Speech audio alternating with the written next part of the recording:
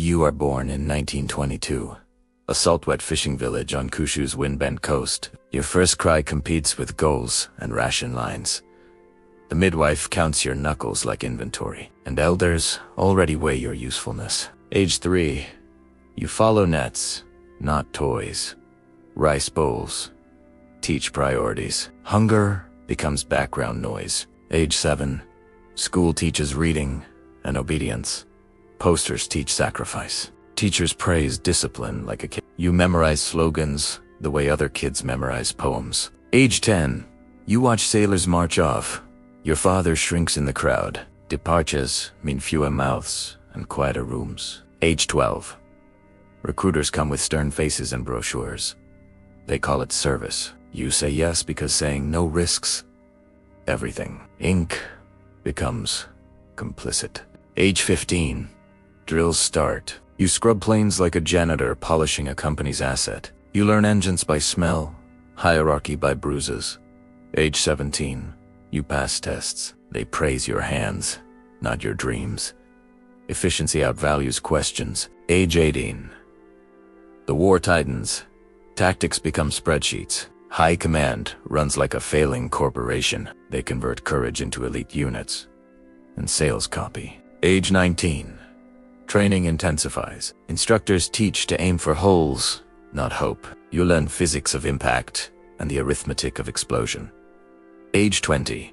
Ceremonies call it honor. Neighbors clap because applause is cheaper than grief counseling. You sign forms you do not fully read. Age 21.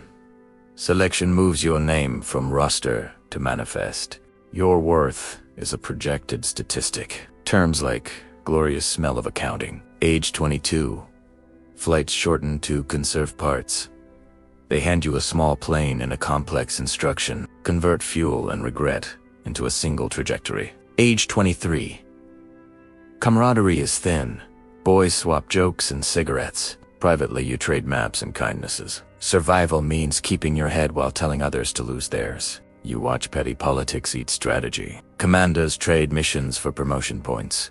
A rival bribes a clerk for a safer rotor. You learn politics is a risk pool where some names remain insured.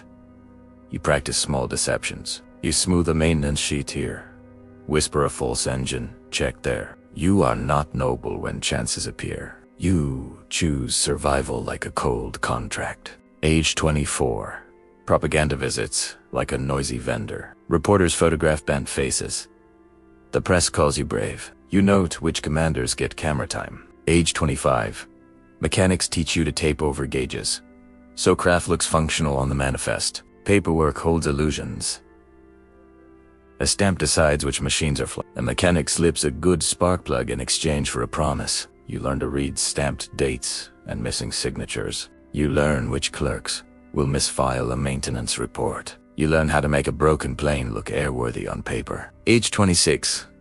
Rumors say radios sometimes fail on purpose. You laugh and hold a cigarette like currency. Age 27. A comrade disappears after a practice run. Family gets a polite telegram. Missing becomes a euphemism. Age 28. Your sister writes about fishing and debt. You fold the letter twice and hide it under a floorboard. Age 29. Leadership spins necessity into shareholder speak. Briefings, call targets, infrastructure. Aged 30. Mission day. Procedures read like compliance code. Mechanics nod.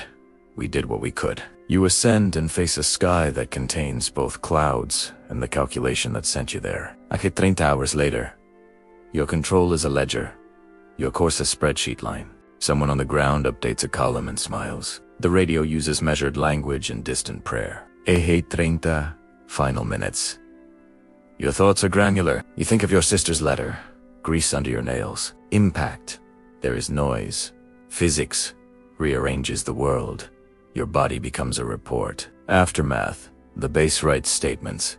Your name is carved into a memorial that reads like a balance sheet. The squad files an official debrief that reads like minutes. Every outcome is a KPI. Someone optimizes the narrative and schedules a press drop. Commanders get promotion points. Years later, historians argue duty and fanaticism. Some sanitize language into virtue. The cycle is the rest in jargon, force multiplication. Operational tempo, they forget the ledger carried a beating heart.